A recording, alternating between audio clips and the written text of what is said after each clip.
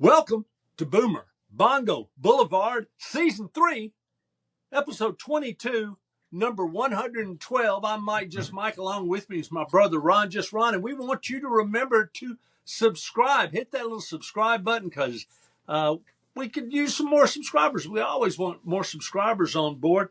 And today, we're always talking about things that happened 20 years ago, because that's our whole intent. It's what we remember and what we can contribute More like about. 40. Yeah, from when we were kids, and 70s and 60s, and we like to reminisce about it. But today we're going to talk about what we watch on television today. What are the shows we watch right now? What do we find interesting? Are they as good as some of the old shows? And I will say, there's some great TV shows out there still, or at least something that entertains me. And I'm not going to lie to you, Ron. One of my go-tos, if I've got half an hour, is an old Twilight Zone episode. I love me some Rod Serling. Just watching old Twilight Zone episode, or coming up a little more modern, The Middle. I'll watch an old The Middle episode, but that was still hardly any cell phone activity on The Middle. That's how old it's getting now.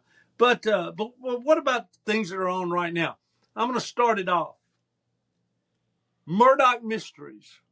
There's so much available, it's hard to find a good show. Have you heard of it? I have never heard of that in my life. Murdoch Mysteries. It's a Canadian television show. You can find it. You can stream it on Acorn TV. It stars, I'm not going to go through all of them, but Yannick Bisson. He's, got a French background, as you might imagine, but he's a Canadian, and he's lived in the United States for quite a while, and he's lives in Canada again now, but he's a very talented actor. He's around 50 years old, and he plays the lead person in it. He's Detective Murdoch, and the setting is in the early 20th century, 1901, 1902, 1903, up in Canada, and he solves murders. Now, number one, what's great about it is, and this is what a lot of detective people that write detective stories are beginning to figure out, is it's a lot easier to write a detective story if you don't have things like cell phones and that kind of thing screwing up your plots. You give somebody a cell phone and the story's over. They just call the police and everybody's rescued, or they find a cell phone, or they steal one or something, and it ruins the story. But you set something back in the early 1900s, and you don't even have very many airplanes back then. You still got people riding around on bicycles. In fact, Murdoch rides his bicycle in some of the early years of the show. Ron, it's been on for a while. It's been been broadcasting since 2008. So that puts it at almost 20 years old now. It's bearing down on 20 years old. And it's kind of funny. They kind of play it not 100% straight. You know how detective stories are. The detective's going to solve the crime. The murderer's going to get caught. The murderer is not going to kill the lead detective, or at least, sometimes they'll throw a little monkey wrench in, take a minor character that maybe has been on 7 or 8 shows, and they'll kill them off, and everybody's shocked. But they're not going to kill Murdoch. I don't think it, unless they get around to the last season. And it's got a little soap opera element. They've got some running storylines, and they've got some running jokes that are just hilarious. You have to watch the show a while. But Ron, the thing I like about it is I like the costumes. I like what they wear. Everything seems like it would fit in that time period. I like all the sets. They're just very carefully done, and it's just a lot of fun. And they have the running gags they have are they supposedly have discovered things, these detectives, like fingerprints, but they call them finger marks. Well, did they leave some finger marks? And nobody else knows what they're talking about that now. It's a great show, and it's an hour-long show. They run about 20. They run as many as 22 or 23 episodes a season. They've got new shows they're showing right now, and if you can find it, Murdoch Mysteries, you should watch it. just watch a couple. And don't take it too seriously. Just sit back and enjoy it. It's set in Toronto, so the police officers are Toronto police officers, and they drop some names. They occasionally have characters show up like Mark Twain or other characters that were alive in those. I'm not sure if Mark Twain. That's probably a bad choice, but some famous people from the early 1900s. Teddy Roosevelt, for example. It's just a fun show, and I don't miss it. I can sit there and not even pay attention to it because I just like the actors. I like watching them. I like the characterizations. It's just a really, really good show. Well, give me one of yours. I only have a few shows that are on my I don't miss it thing. It's real easy to talk about. I won't get too much into it. I'll just tell you the stuff that. Well, let me back up first. I'm raising a 2-year-old, so my days are pretty set. I really got I got a schedule, man. But the only shows that I'm really watching currently at all are all sitcoms because a 30-minute show is about all I can sneak in generally. Sure. So I really enjoyed the reboot of Scrubs because that was one of my favorite shows. Oh, I'm looking forward to that coming back. It was great. And of course, here's another medical show that I like. Was it Wendy McCubby, whatever her name is, that was on the Goldbergs? And she's in that one. And David Alan Grier stuff. The mom on the Goldbergs, St. Dennis. Right? I don't know if you've ever seen that, and that one's set in a hospital. That's a really funny show. Ghosts, I enjoy. Right. Well, that's on my list. George and Mandy, the sequel to Young Sheldon. Right. And that's really all I watch at night. My days are filled with The Price is Right, Curious George, Donkey Hody. Well, that's a show on PBS Kids. I watch a lot of PBS Kids, man. Well, sure you do. And but I watch Jeopardy every day. Well, funny you should mention that. I had a little side note here of things that I rarely miss, especially now that I'm retired. And Jeopardy is one of them. Mm-hmm. And I really like The Price is Right, and I always have. Mm-hmm. It's nostalgic. The game shows that are on now are current. Yeah. But they're nostalgic because they've been on for so long. So many people comment when I look at different websites about these game shows, which I'll do that as well sometimes if I miss a show especially, or I want to see what people's reaction is for a particular show. And many folks will post, hey, I remember this show. I always loved this show from staying home when I was sick, and I would watch it and really enjoy it. That was what made it so good. And of course, they talk about the pretty sleazy Bob Barker, actually, if you when they reminisce. But Drew Carey does a great job on The Price is Right. And then, I'm going to forget the current host, but of course, Alex Trebek hosted Jeopardy for a long time. And Ken Jennings, the all-time winner guy, is he's a great host. He is. He does a super job, and I really enjoy him too. To do. He reads the questions and he kind of stays out of the way, and that's what Alex was so good at. Well, I'm going to say something that kind of probably tease some people off, but I guess I don't care because I'm going to say it. The difference between Ken Jennings and Alex Trebek is Ken Jennings is actually incredibly intelligent. If you ever saw Alex Trebek host any other game shows, it was one screw up after another. He couldn't put one thing together with another thing and keep the show running smoothly. Jeopardy, but he has the one talent that is probably pretty hard to find, and that's he could read the questions pretty flawlessly, and so can Ken. I'm sure they do have to do extra takes sometimes and edit a little bit, but that's pretty impressive to be able to read that fast. So I'll back off a little bit on Alec, but I just happen to have seen Alec in action in other game shows. Really? He's pretty bumbling in a lot of cases. He was a perfect match for Jeopardy. And I think game show. Some of these shows were so bad. Like there was one called The Wizard of Odds. He's the Wizard of Odds. Hey, hey, hey, hey. Alec Trebek. Alex, that was his first ever Alex game Trebek. show, The Wizard of Odds. I'm saying Alec, but it's Alex. Alex Trebek hosted it. Haven't even heard of it. I know you're probably your most hated game show. I don't know if you'll remember it immediately, but as soon as I start doing this, you'll remember it. Joker! Joker! Joker! You know, the new version. That guy, man. Joker's wild. Yeah. Oh, yeah. I hated that. They've got a lot of game shows that I watch from time to time and that have been around for a long time. But going back to regular TV scripted shows that I watch, Murdoch Mysteries, which a lot of people haven't heard about. Another show that I'm always surprised more people don't watch is, and I think mostly older people watch, but it's still on, is NCIS. Mark Harmon was the star of it for so long. I have never watched one episode of that show. Well, you know, I began watching it because I liked Mark Harmon and I liked Mark Harmon's character, and on the show, it was a unique character, and I've just always liked the way he handled himself as an actor, and the plots occasionally are really, really, really good.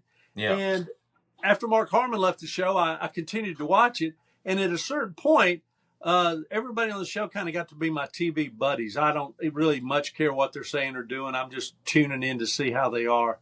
And of course, after Mark Harmon on that show now, I know isn't Wilmer Valderrama on that show? Yes, he is. That's what I thought. Yeah, I will say this. I don't know how he's managed not to win an Emmy. There's no fairness in the world because he can play that. He could play for that 70s show. He was on that 70s show forever. Fez, and then he's playing Fez, and he just seemed like such a little Weasley guy. And now you should watch it just for him. Yeah. Because now he plays this super tough guy, and he totally pulls it off. Yeah. And it's incredibly impressive. I'd put him way up there on the list of TV actors or actors in general, because I think he can play anything. He could probably turn around and play the president of the United States or a street beggar, which is a great range. He's kind of almost like Morgan Freeman always could pull that off. But it's a pretty good show.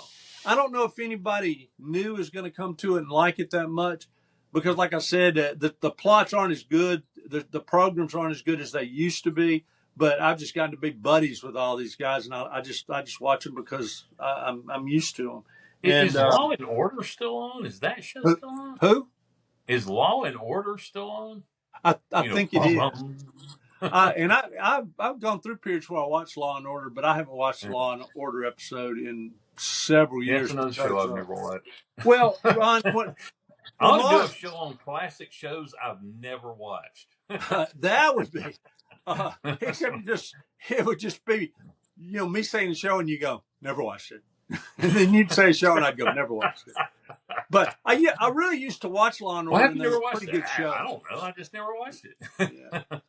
Well, they were pretty good shows, but the last few, before I stopped watching it, they had gotten pretty political. Yeah. And the writing was really weak as far as district attorneys would never do this. And they got to where they were, the early shows, the DA would be real straight, real strong, work real closely with the police. And they would say, look, you guys just don't have enough evidence. I'm not taking that to trial. And they would have to go out and find some more evidence. And then in later years, they go, well, we're going after him no matter what. But all you got is somebody's overheard conversation. And that's hearsay evidence. I don't care. We'll go with hearsay evidence. We're going to get him. And I'm like, you don't know that he did that. Facebook law. I just don't like it anymore. I love those Facebook lawyers out there. They're awesome. Oh, everybody. Here's the thing, too. People think they know the law and they'll shoot their mouth off about it. They won't shoot their mouth off about brain surgery. They won't shoot their mouth off about and they will about psychology, too, and they don't know much about that. The average person doesn't know much about that, but they'll shoot their mouth off about it like they do know what it's about. That psychology is a bunch of mumbo-jumbo. Well, is it really? I won't go too much further than that, but so many psychological principles are just basically written in stone. And, if X happens, Z is the cause. And if you can believe it or not, but pretty strong. Another one, a couple of things on Prime, a great show on Prime that I'm really looking forward to is Reacher. The stars. Oh yeah, Reacher's fun. Yeah, I watch Reacher. Yeah, Alan Richardson, and on Netflix comedy is Leanne, starring Leanne Morgan, the Southern comic, and it's hilarious. Ron, now they've only had one season, but their new season gets started back in, I think, just a few weeks, sometime before the summer's out. If you haven't seen that, it's pretty funny. I think it's funny, mainly because of Leanne, but they have a strong cast, and you'll be surprised at some of the people in the cast. So try to find that if you've got Netflix. It's a great thing, worth watching. Like you, I have Ghost on my list, and like you, I have Georgie and Mandy's First Marriage, and I started watching that just because I liked the title. I thought it was a brilliant title. And it's still kind of a starting to grow on me. It's getting better. It wasn't it was a little clunky at first. Yep. But once they started bringing Meemaw and his mom and stuff back on there, it started really working a lot better. Well, I should have written his name down, but the not the lead character in Loudermilk, which I've talked to you about before, and I've talked to you folks that pay attention to this show before. I think it's a great show. It's been over for several years. But he played Loudermilk's roommate, and he plays the father in George and Mandy's First Marriage. And he's one of the best things about the show. He doesn't have a lot of lines. He doesn't have a lot to do. I've liked him since Mad TV, because he was on Mad TV for years and years. Yeah, that's right. That's right. Yes. And he's just, his takes, his reactions. He's almost like Jack Benny. His without saying anything. That's when he's the funniest. Just a look on his face will just crack you completely up, and it's worth watching for that. So anybody who's not watching Ghost and Georgie and Mandy, you're missing out because. And Ron, I got to say it, and we don't get political on here very much, just around the edges a bit. But I got to say, I really love Gutfeld. I was going to say that's the capper to my day every day. Yeah, I do try to watch. Only if he's hosting though, or Shalou. Anybody else, I'm like, I don't know. Yeah, we might turn it off. But it's just it's rude, crude, a little shady. You don't want your on TV. Period. Oh yeah, you don't want your kids watching. You don't want your 11-year-olds watching it, because they'll take some of the stuff they heard there and go to school and say it and get suspended for 3 days. But I just like Gutfeld. And the thing about Gutfeld is it's not always good. Sometimes it's terrible. I would say 60% of the shows are only mildly amusing, if that. But when it's funny, it's really, really, really funny. Especially when he does Brit Hume. I'm Brit Hume. Because he always starts talking about he makes it like Brit Hume's some kind of weird psychosexual deviant or something. It's a terrible imitation, but it's great. It's so terrible, it's great. And you know exactly who he's talking about. And you wonder how Brit Hume takes it. I'm guessing. He probably thinks it's funny. I would think so. I would think it was funny. I would think so. You got a song of the week, Ron? Man, no. I do. I was sitting thinking, what's the song written about TV that really kind of encapsulates how I feel about it a lot of the time? And this song was not a hit song. It was released as a single, but it barely made it into the top 100. And I'm telling you, it's one of my favorite songs by this artist, Bruce Springsteen. 57 channels and nothing on. And 57 channels is nothing now. And it's got great lyrics. Not as complex as a lot of Bruce Springsteen's lyrics can be, but just a really fun song. Kind of reminds me of what's that baseball song that I had a friend who's big baseball player back in high school. Glory Days. Glory Days. Kind of reminds me of Glory Days. Has that same feel to it. And just a guy talking to you about something that happened to him. And anyway, it was released in 1992. It's from the Human Touch album. And, of course, Bruce Springsteen wrote it. And the first time I heard it, he was performing live on Letterman. And fun song then. The audience enjoyed it. And I'm really shocked that it wasn't a bigger hit than it was. But, I don't know. There's no accounting for what people are going to like. Maybe it didn't get much radio airplay. I don't really know. But it fits TV today, 57 channels and nothing on. There's a lot of good stuff out there. And here's the thing that does bother me about television now. It's so fragmented. There's so many things you can stream. There's so much original content getting done. A lot of it is very, very good, but it's hard to find. And if you do find it, it's kind of hard to find again. Yeah, I keep saying I'm going to do this, and I haven't yet, but I need to keep a pencil and paper by the TV. If I find something good, write the title down so I can search it and find it. Because if you got the title to search it, you can find a show that you like again. But sometimes I just can't remember what I watched a little snippet out of before I went out the door. But a lot of good TV around. You just have to look for it. The big thing that's missing now from TV is that everything's not as unless it's like sports, it's not as a shared experience as it used to be. Yeah. Because even big hit shows only came on certain nights, and everybody go, "Hey, did you see such and such?" Right. Because if you didn't watch that night, man, you didn't watch it. It didn't come back around.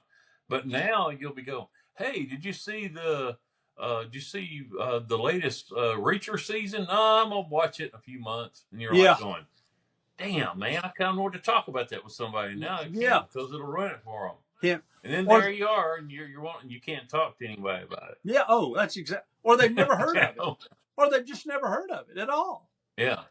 And or they've never heard of it, or or any show like that. It's like, well, I hadn't streamed that yet, so I'm gonna watch it this weekend. Me and the wife. Oh, okay. Or I don't have that. I had end the conversation. Or I don't have that. I don't have Prime. Or I don't have Netflix. I got Prime and Netflix, but I don't have something else. And Acorn TV. And they're never going to see it. Yeah, exactly. And people have gotten so used to not seeing things, it doesn't tear your heart out like it used to. Years ago, there's so many things you just go, I'll watch this. Yeah, I'll watch it. I'll watch something else that I like. I'll tell you something else that I don't know where it streams. The Lincoln Lawyer I like a lot too. The thing too that ruins the momentum of television shows is it's so long in between the seasons now. They'll go 2 or 3 years. It's been forever since Reacher's last season, their third season, and they'll go 1.5 years, 2 years, and you only get 9 episodes. And it's they're not really good episodes, but still. It's I think of these things that have 8 or 9 episodes and come on once every 18 months or once every 2 years. I think of them the way I think about movies, a movie series. You just have to wait forever. You just have to look at it that way.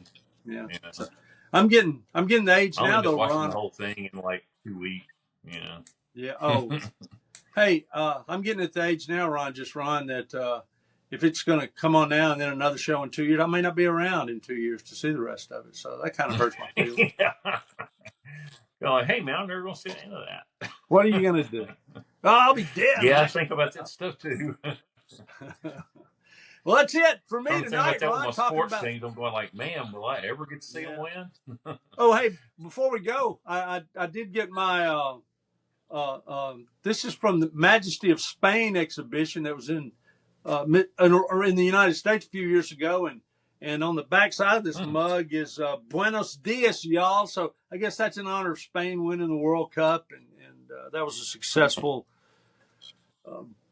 sponsoring of the World Cup by the United States. So give them kudos for that, even though I have a daughter that was born in Spain, so that's. Oh, really?